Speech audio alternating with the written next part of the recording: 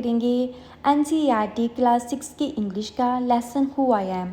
तो बच्चों आज हम इसके क्वेश्चन आंसर्स करेंगे। तो चलो देखते हैं इसका फर्स्ट क्वेश्चन क्या है। First one question is Peter's favourite day of the week is Sunday because कि पीटर का फेवरेट जो डे था वो संडे था। क्यों था? क्योंकि उस दिन वो अपनी पूरी फैमिली के साथ मूवी देखने जाता था। तो इसको हम लिखेंगे Peter's favourite day of the week is Sunday because on this day the whole family goes to cinema hall. कि सारी जो फैमिली थी सिनेमा हॉल जाती थी टू वॉच ए फिल्म देखने के लिए। नेक्स्ट वन क्वेश्चन आएगा Nasir wants to learn. Nasir क्या सीखना चाहता था? ठीक है ना, Nasir wants to learn, Nasir सीखना चाहता था। तो नासिर क्या सीखना चाहता था? जैसे हमने चैप्टर में पढ़ा था कि वो सीखना चाहता था कि जो सीड्स हैं उनको कैसे प्रिजर्व करके रख सकते हैं हम, ताकि हम हर साल एवरेज जो हम सीड्स के ऊपर स्पेंड करते हैं मनी उससे बच सकें। तो हम इसको लिखेंगे Nasir wants to learn how to preserve seeds on that we can use them again instead of spending money every year.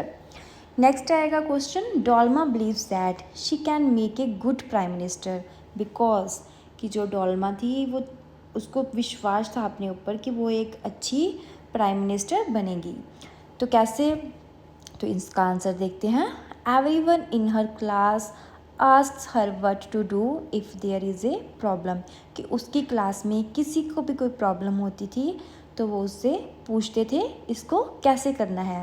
And her teachers also trusted her when something need to be done in the class. और उसकी जो teacher थे वो भी उसके ऊपर trust करते थे अगर क्लास में कुछ भी करना होता तो। नेक्स्ट आएगा राइट ट्रू और false against each of the following statement. हमें ट्रू फॉल्स बताने हैं। फर्स्ट वन है Peter is an only child. कि पीटर सिर्फ एक ही बच्चा था। तो बच्चों ये फॉल्स स्टेटमेंट है। नेक्स्ट आएगा when Surjit get angry he shouted at people. कि जब सरजीत को गुस्सा आता था तो वो लोगों पर चिल्लाता था। तो ये भी फॉल्स है। नेक्स्ट है Nasir lives in the city. Nasir जो था वो शहर में रहता था। तो इसका भी फॉल्स है। नेक्स्ट है Radha mother enjoy doing thing with her.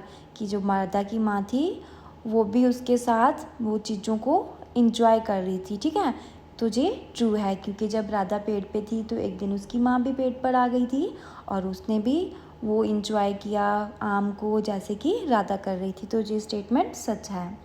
Next है मल्टीपल इंटेलिजेंसी। तो बच्चों हम सभी में कोई ना कोई मीन्स की इंटेलिजेंसी होती है। मीन्स की किसी में विजुअल होती है, किसी में वर्बल होती है, किसी में मैथमेटिकली होती है और किसी में बॉडीली इंटेलिजेंसी होती है, किसी में म्यूज़िकल होती है, किसी में इंटरपर्सनल इंटेलिजेंसी होती है। अब जो विजुअल इंटेलिजेंसी है वो कैसे होती है कि अगर कोई किसी चीज़ को देखता है ना उसकी जो तस्वीर है वो अपने मन में उतार लेता है। ठीक है, उसको बोलते हैं विजुअल इंटेलिजेंसी, जिसमें आ जाता है जैसे पजल्स बनानी हो, जैसे रीडिंग करनी हो, राइटिंग वगैरह, जहाँ मैप्स को अंडरस्टैंड करना हो। तो वर्बल इंटेलिजेंसी में क्या आ जाता है वो होती है जैसे जो हम बोलते हैं मीन्स कि हम इतना प्यारा इतना अच्छा मीन्स कि मीनिंगफुल बोलें उसको बोलते हैं वर्बल इंटेलिजेंसी। इसमें क्या आता है राइटिंग आ जाएगी, स्टोरी टेलिंग। जैसे कई लोग होते हैं उनको वर्बली इतने अच्छे होते हैं अगर वो स्टोरी सुनाते हैं तो मन करता है कि स्टोरी सुनते ही जाओ, उसको बोलते हैं वर्बल इंटेलिजेंसी। तो मैथमेटिकल इंटेलिजेंसी कौन सी होती है? जैसे मैथ में कोई रीजनिंग क्वेश्चंस हों, लॉजिकल वगैरह नंबर्स वगैरह होते हैं, क्वेश्चंस होते हैं जो एक्सपेरिमेंट में जो उसमें एक्सपर्ट हो तो उसको बोल देते हैं मैथमेटिकल इंटेलिजेंसी। तो नेक्स्ट आ जाएगी बॉडी इंटेलिजेंसी। बॉडी इंटेलिजेंसी भी जिसका कंट्रोल हो अपनी बॉडी पे। जैसे जो डांस करते हैं आपने कभी उनके मूव्स देखे हों तो बच्चों वो मूव्स उनकी बॉडी का ही कंट्रोल है, उसको बोलते हैं बॉडी इंटेलिजेंसी। कि उनको पता है कि अपनी बॉडी को कैसे कंट्रोल करना है। जैसे क्रिकेटर हैं उनकी भी बॉडी इंटेलिजेंसी है कि उन्होंने बॉल को कैच करना है जहाँ ना, इसको बोल देते हैं बॉडी इंटेलिजेंसी। तो म्यूज़िकल इंटेलिजेंसी कि जब कोई म्यूज़िक सुन रहा है तो उसको पता चल रहा है कि इसमें कौन सा साउंड है, कौन सा म्यूज़िक है, कौन सा रिदम है ना, इसको बोल देते हैं म्यूज़िकल इंटेलिजेंसी। तो इंटरपर्सनल इंटेलिजेंसी कौन सी होती है? वो ऐसी स्किल है कि अगर कोई प्रॉब्लम में है लेकिन वो नहीं बता रहा कि वो प्रॉब्लम में है, लेकिन इंटरपर्सनल इंटेलिजेंसी हो तो हमें पता चल जाता है कि वो किसी प्रॉब्लम में है और हम खुद को उसकी जगह पर रख के देखते हैं कि उसकी प्रॉब्लम को कैसे सॉल्व किया जाए। तो इसको बोल देते हैं इंटरपर्सनल इंटेलिजेंसी। तो अब इसमें क्या है? Working with the text. अब हम इन्हीं इंटेलिजेंस की के बेसिस के ऊपर टेक्स्ट के साथ काम करेंगे। फर्स्ट वन है filling the blank to the different kind of intelligency one has been done for you. तो first one, when I enjoy listening to people and solving their problem I use my interpersonal intelligence.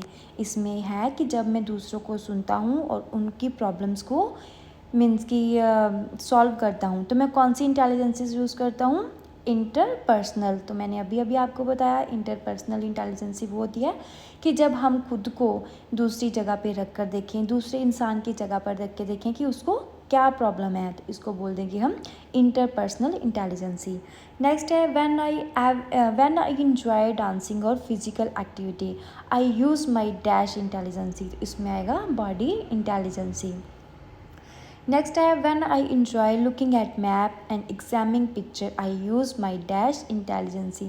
तो इसमें है visual कि हम किसी map को देख रहे हैं और उसकी जो पिक्चर है उसको हम अपने दिमाग में डाल लिया है तो हम उसको विजुअल कर रहे हैं, मीन्स कि अपने दिमाग में ही उसको देख रहे हैं।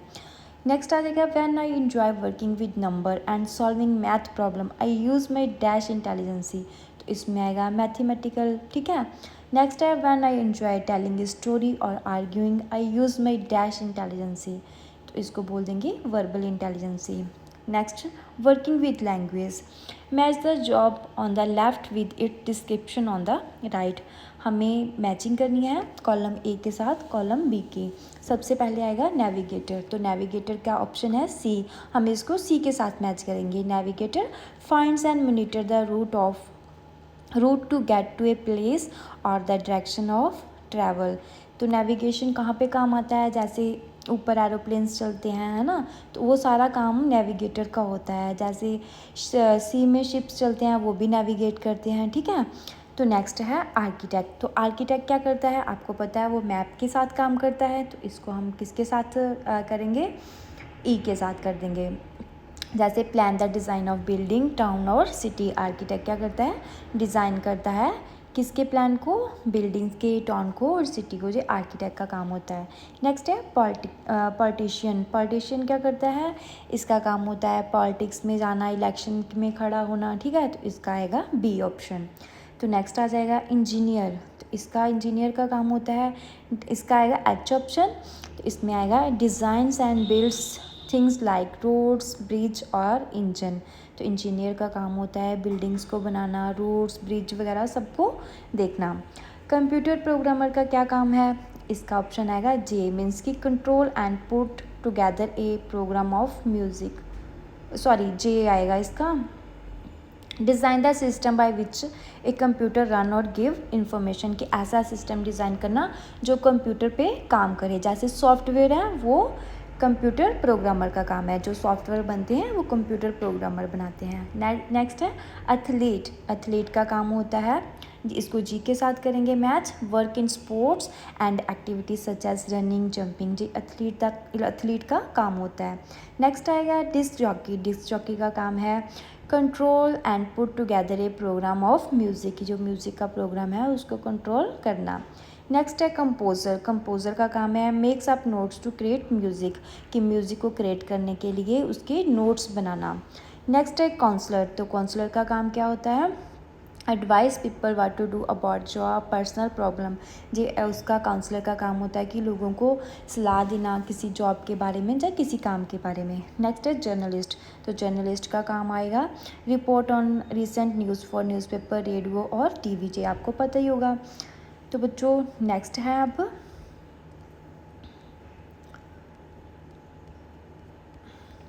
Y does Radha mother tell her that it is not suitable for girls to climb tree, कि राधा की मदर मानती थी कि लड़कियों के लिए ट्री पे चढ़ना अच्छा नहीं है। Find points to agree with Radha और हर मदर।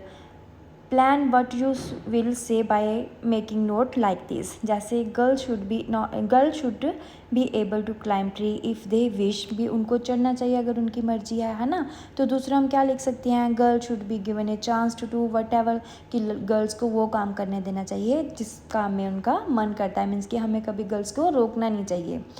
नेक्स्ट आ जाएगा change comes from small step, means कि हम जो चेंजेस है लाइक जैसे पहले से शुरू से चलता आ रहा है कि ये काम लड़के ही कर सकते हैं, तो ये नहीं है, लड़कियां भी कर सकती हैं, इसलिए चेंज लाना ज़रूरी है। तो नेक्स्ट आएगा girls should not be allowed to climb tree, कि गर्ल्स को नहीं चढ़ने देना चाहिए। तो और क्या पॉइंट आएगा, stopping girls from climbing a tree is an example of the society where girls are considered inferior to boys, कि अगर हम लड़कियों को रोकते हैं कि हम उनको ट्री पे नहीं चढ़ना चाहिए, तो इसका मतलब ये है कि हम वो वाली सोसाइटी में है जहाँ पर लड़कियों को लड़कों से कम समझा जाता है। तो बच्चों इसका है कि हमें कभी भी लड़कियों को लड़कों से कम नहीं समझना चाहिए। तो आपको पता ही है आजकल कल्पना चावला है, सुनीता, सभी मीन्स की लड़कियाँ, जो आज की लड़कियाँ हैं वो लड़कों से कहीं ज़्यादा आगे हैं। तो इसके साथ हमारी जो एक्टिविटी ख़त्म होती है। अगर आपको वीडियो पसंद आई हो तो लाइक और अपने फ्रेंड्स के साथ शेयर ज़रूर करें।